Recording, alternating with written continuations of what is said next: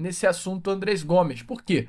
O Vasco, ele recuou recentemente nessa negociação pelo ponta colombiano de 22 anos, né? O Vasco ele abre negociações com o Rennes algo em torno de um mês atrás, foi os primeiros contatos do Vasco, né? Foram os primeiros contatos do Vasco com o clube francês, mas o Rennes fez o Vasco recuar por quê? Inicialmente, a proposta que o Vasco fez para ter o Andrés Gomes foi uma proposta de empréstimo. O Rennes recusou. Mas depois de um tempo, em uma nova conversa, os franceses deram um sinal verde ao Vasco da Gama para a possibilidade de ceder o jogador por empréstimo e aceitaram aí, né, debater essa condição de negócio com o Vasco da Gama. Então, nesse momento, qual é a situação? Rennes e Vasco da Gama, eles debatem a forma como vai acontecer esse empréstimo. Se vai ser um empréstimo com opção de compra ou se vai ser um empréstimo com obrigação de compra. Por quê? O Rennes, ele pagou no meio do ano retrasado um valor de 10 milhões de euros para contratar Andrés Gomes. O Andrés Gomes ele surge muito bem no futebol colombiano e ele é contratado pelo Real Salt Lake, clube do futebol norte-americano, tá? Que paga um valor de 3 milhões e meio de dólares na época para tirar o Andrés Gomes do futebol da Colômbia. Ele passou 2 temporadas na MLS se destacando, teve 30 participações em gols em 65 jogos. O Rennes abriu os olhos por ser um jogador jovem de 20 anos de idade e já tinha números muito bons, né, no futebol norte-americano e leva ele para a França. Ele na França não consegue desempenhar tão bem. No caso, não consegue ter um desempenho de um jogador que custou 10 milhões de euros. Isso na nossa moeda hoje são quase 70 milhões de reais. Então, sim, nessa temporada, né, o Rennes entendeu a possibilidade, né, de uma negociação do jogador para fazer o dinheiro voltar ao caixa ou dar aí, né, uma experiência, uma bagagem, uma maturidade ao atleta, e o Vasco se interessou nessa contratação através do diretor executivo Admar Lopes. Então a situação neste momento é essa, inclusive há uma ótima notícia, uma excelente notícia, porque entre Vasco e o jogador, de acordo com informações do canal Podcast Cruz Maltino, já está tudo alinhado, a base salarial definida, o tempo de empréstimo alinhado, o tempo de contrato, inclusive, caso esse jogador fique em definitivo no Vasco a partir do ano que vem, tá tudo já alinhado entre as partes. Hoje, o que falta, amigo vascaíno, para que o negócio venha a ser fechado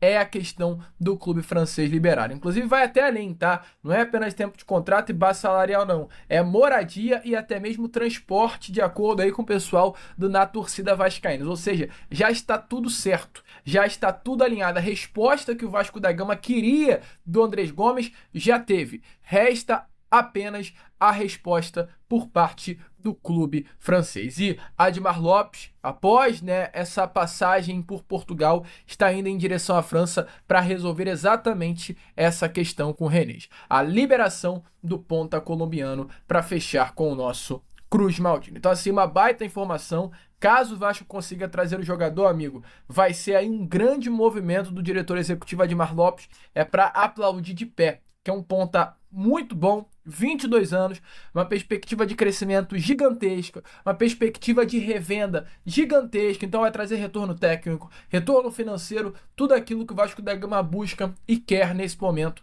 principalmente olhando para o seu setor ofensivo. Então, uma baita informação, as coisas estão andando, amigo. Pelo menos uma notícia boa para começar a semana do torcedor vascaíno. Porque se a notícia boa é essa, ontem a notícia que infelizmente tivemos não foi tão boa assim. A vergonha no Beira-Rio, né? Mas antes, deixa clara a sua opinião nos comentários se você acha que Andrés Gomes será um bom reforço para o nosso Vascão. Ontem, falando em Beira-Rio, o que aconteceu foi vergonhoso. Léo Jardim vai ficar de fora depois de 91 partidas de um jogo de campeonato brasileiro. Simplesmente, Léo Jardim atuou em todas as partidas do Vasco em 2023, em 2024 e até o momento em 2025. Todas. Léo Jardim não ficou de fora em nenhuma. Em 2023 ele chegou a ser punido com 2 cartões amarelos, quase fica de fora em um jogo, mas acaba levando, né, a restante da competição toda sem ser amarelado. Em 2024 ele não levou nenhum cartão amarelo. E aí em 2025 o senhor Flávio Rodrigues de Souza inventa essa loucura por um goleiro que não tem esse histórico. O Léo Jardim é um goleiro que não tem histórico de fazer cera. E eu nem tô dizendo que ele fez cera ou não. Eu não tô aqui para falar o que o Léo Jardim fez certo, se o que o Léo Jardim fez foi certo ou foi errado. Eu não sou médico para julgar se ele tava ou não com dor. A questão é, o Léo Jardim não tem um histórico de cera. O árbitro julgou o Léo Jardim com um antecedente que não há nele, que é de cebar jogo. Diferente, eu vou falar do goleiro Rossi do Flamengo, que o goleiro cebão, o goleiro que gosta de encebar é o Rossi do Flamengo. E eu não vejo tomando cartão amarelo. Eu não vejo tomando cartão amarelo, nunca vi, inclusive.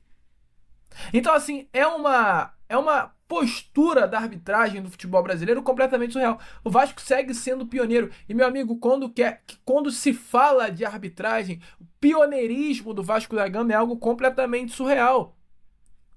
Porque até olhando para o lado do Léo Jardim, olhando para outras competições, Jardim levou cartão amarelo em mais 3 ocasiões apenas. Contra o Marcílio Dias na Copa do Brasil em 23 por discutir com o árbitro, contra o Madureira no Carioca e contra o Del Valle em 2024, ano passado, por cera. Só.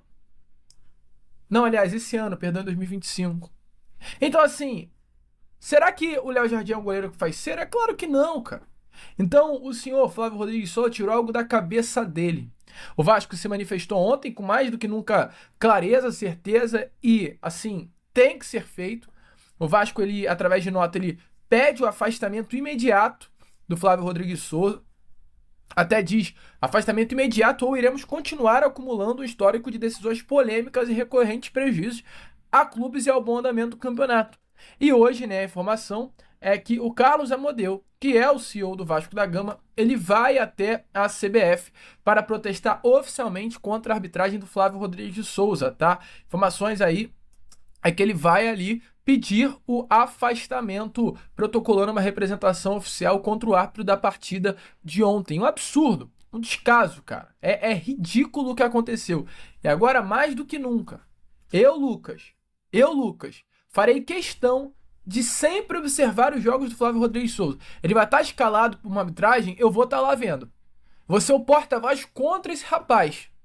Que o que foi visto ontem no Beira-Rio nunca foi visto. Eu nunca vi um goleiro ser expulso por pedir atendimento médico. Se o Léo Jardim é expulso por não pegar uma bola antes de bater um tiro de meta, por enrolar, meu amigo, ok. Tá tudo bem, aí eu ia concordar. Eu ia concordar não, né? Mas era compreensível. Léo Jardim toma amarelo, aí tem outro tiro de meta e fica retardando o reinício do jogo. Tudo bem, não é interpretável. O árbitro vê uma cera e aplica o segundo cartão. Agora, ontem ele interpretou da cabeça dele, sendo que nem médico ele é, que o Léo Jardim tava fazendo cera, meu.